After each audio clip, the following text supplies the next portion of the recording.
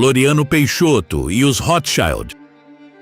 Na recém-proclamada República, o Brasil passava por diversas dificuldades. O que mais nos impressiona é que, mesmo diante das adversidades, um presidente autoritário recusou-se a renegar o poder, tendo como objetivo a estabilidade da República, enfrentando assim interesses dos Rothschild e das elites e aristocracias nacionais. Nesse vídeo, vamos falar de como a segunda presidência republicana do Brasil, liderada por um militar, representou resistência quanto aos Rothschild sobre os conflitos internos e como isso influenciou as políticas do período.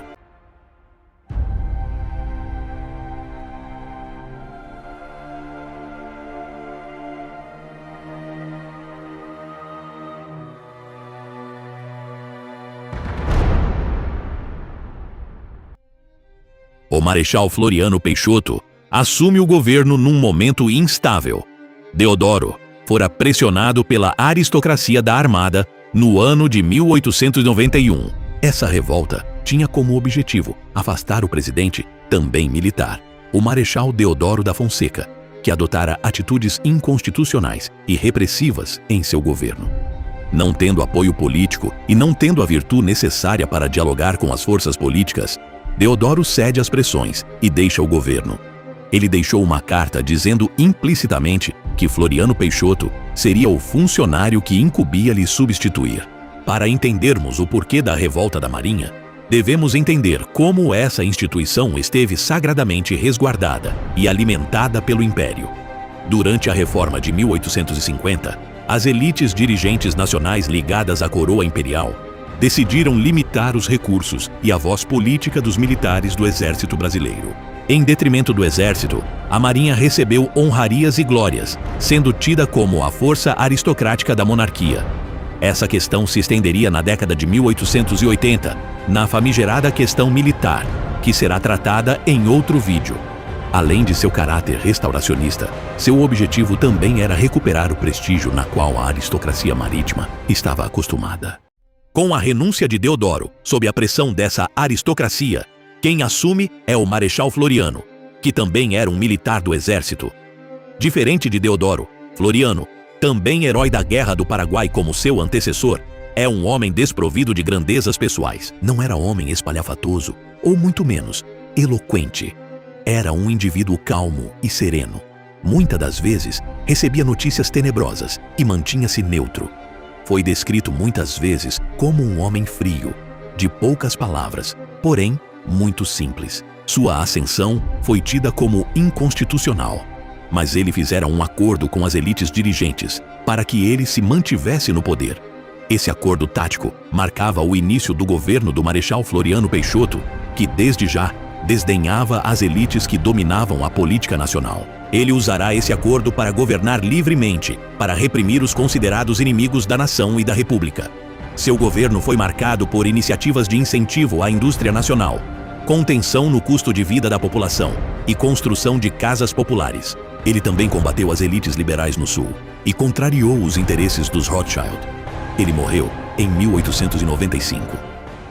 O primeiro choque com os Rothschild. No início de seu governo, no ano de 1891, o Marechal planejava seu plano econômico. Quando este decidiu iniciar uma política de fornecimento de crédito à indústria nacional, um grupo econômico inglês se vira como antagonista. Os Rothschild. Os Rothschild vinham com uma longa relação com o Império Brasileiro. Desde a fundação, eles mantinham relações de íntima cooperação. Dom Pedro II, diversas vezes, fora visitar os grandes banqueiros judeus na Inglaterra, chegando também a visitar suas sinagogas. Durante a maior parte do Império, os Rothschild mantiveram na prática um monopólio sobre a dívida externa brasileira. Eles emitiam títulos, bonds, que financiavam déficits orçamentários e projetos de infraestrutura. Os empréstimos eram frequentemente garantidos pela hipoteca das rendas da Alfândega do Rio de Janeiro e, posteriormente, de outras alfândegas, garantindo alta confiabilidade aos investidores. Muitas das vezes, essa permanência dessa força bancária e industrial estrangeira no Brasil acabou por monopolizar o mercado interno. Por isso mesmo, iniciativas nacionais como a do Barão de Mauá foram atrapalhadas a favor desses interesses estranhos. A relação não era apenas comercial, mas política. A Casa Bancária era vista como agente do governo brasileiro. ajudando a manter a reputação do país na City de Londres. A pactualidade do Brasil, no pagamento dos juros durante 28 anos, citada em documentos de 1852, consolidou a confiança mútua. O Brasil imperial era uma grande fazenda, dominada por esses mesmos banqueiros donos do mundo. Eles infestavam a capital com seus vassalos. O grande império brasileiro era um capacho. As indústrias nacionais e as ferrovias todas financiadas pelos Rothschild. Poucas eram, de fato, nacionais. A indústria nacional representaria em números, no ano de 1889, apenas 7% da economia nacional, menos de 10%. O restante da economia era gerida por escravidão, serviços e agricultura. Com a proclamação da República, os Rothschild se afastaram, temendo a instabilidade e a intransigência dos militares, que para esses poderosos não eram confiáveis. E, de fato, Floriano contraria várias vezes o poder dessa elite. O historiador Natali Neto descreveria essa direção dirigista de seu governo. Já empossado, Floriano passou a reprimir a jogatina desenfreada e a impor o tabelamento dos gêneros alimentícios de primeira necessidade, ato que esbarrou, de imediato, na oposição dos especuladores, que se aliaram às correntes reacionárias de oposição ao governo. As elites dirigentes nacionais acreditaram que seria bom ter o Marechal Floriano no governo, mas viram que suas atitudes eram inconvenientes com seus interesses. O historiador Nelson Werneck Sodré também diria: poderosamente reforçada pelo grupo comercial, a classe dos senhores empreenderia a luta contra os elementos da classe média que, sensíveis às reivindicações burguesas, tentavam um reformismo modesto. O aspecto exterior dessa luta fixou-se na reação ao florianismo. Este realmente caracterizaria a sua ação administrativa por uma série de concessões à indústria nacional. A lei orçamentária para o exercício de 1892, muito mais por exigências fiscais naturalmente, elevaria para 50% os adicionais sobre os direitos de importação, exceto para os alimentícios. Alguns artigos, como os têxteis e bebidas, eram pesadamente taxados. Mas o florianismo foi mais longe e decretou auxílios pecuniários à indústria nacional, na conformidade com o que ficou estabelecido na Lei de 17 de dezembro de 1892. Além disso, as indústrias foram beneficiadas com isenção de direitos sobre equipamentos e matérias-primas vindas do exterior. Toda essa política começaria a ser liquidada em 1894 com o início do governo de Prudente de Moraes. No ano de 1892, num ímpeto nacional e social, Floriano decide investir na indústria nacional e também alterar a ordem bancária do Brasil.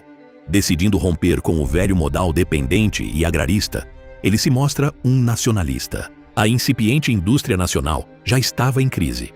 O câmbio baixo, numa economia exportadora que expunha a indústria à necessidade de importar quase tudo para sua operação, deixava os insumos internacionais extremamente caros. Nesse cenário, competir sem proteção era impossível.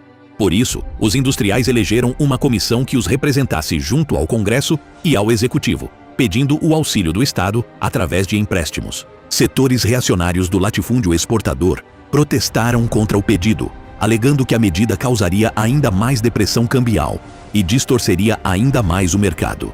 Alegavam esses representantes do republicanismo liberal paulista, principalmente Rangel Pestana, que as apólices protecionistas estariam a serviço da especulação dos industriais urbanos. Junto a eles estavam os Rothschild. O Jornal do Comércio divulgou a notícia. Consta-nos que os senhores Rothschild telegrafaram ao senhor ministro da Fazenda, fazendo-lhe sentir que a emissão de apólices para auxílio às indústrias, se resolvida pelos poderes públicos, não será de bom efeito no crédito do país. Fato é que este documento provava uma coisa: essas elites estrangeiras alheias ao desenvolvimento nacional queriam perpetuar a sua ditadura financeira sobre o Brasil. Por isso, afirmavam que não seria bom para o Brasil se nosso país emitisse apólices em auxílio à indústria. Sem vacilar, contudo, Floriano realizou o empréstimo aos industriais brasileiros. Em 17 de dezembro de 1892, o Marechal de Ferro baixou o decreto que autorizava o Banco do Brasil a emprestar até 100 mil contos de réis, sob forma de bônus. O segundo embate com os Rothschild. A armada revoltosa ainda não ficara satisfeita. Não queriam um militar do exército no poder, muito menos de forma inconstitucional. Desta vez, eles ameaçaram bombardear a capital do Brasil, o Rio de Janeiro. Apesar de não dizer muito, Floriano era um homem de atitude. Não aceitou a imposição da armada e recusou a deixar o governo. Neste momento, a armada revoltosa iniciou um bombardeio indiscriminado sobre a capital, ferindo militares e civis. Diante deste cenário, Floriano montou a defesa costeira com canhões e fortes. A parte da armada que era revoltosa era muito mais numerosa. Floriano Peixoto estava num impasse. Esse grupo aristocrático não aceitava as ordenanças sociais e industriais do Marechal, uma vez que estes estavam ligados aos monarquistas. Devido à grande contingência da armada frente à marinha florianista, Floriano Peixoto assume uma responsabilidade arriscada: contatar dos seus velhos inimigos um empréstimo para o esforço de guerra contra essas forças. Porém, como se era esperado, os Rothschild recusaram, na desculpa de instabilidade cambial e falta de confiança frente às atitudes de Floriano para com a indústria nacional. Mas é comum sabermos que este não seria um problema. Investir num exército mesmo sem provas de sua vitória ou ressarcimento dos danos não importa, desde que esse grupo seja alinhado com seus interesses. Floriano, porém, não representava os interesses dessas elites bancárias judaicas da Inglaterra, e por isso lhe foi negado o apoio financeiro para combater a armada. Para tanto, Floriano voltou-se para as classes burguesas nacionais e para o Banco da República. Usando novamente do capital nacional, Floriano Peixoto comercializa com os americanos. Os americanos eram uma potência emergente e queriam dispor auxílio para o Brasil afastar as influências dinásticas europeias figuradas por Portugal e também pela Inglaterra. Floriano Peixoto, diante disso, ele compra novos navios para combater a velha ordem institucional.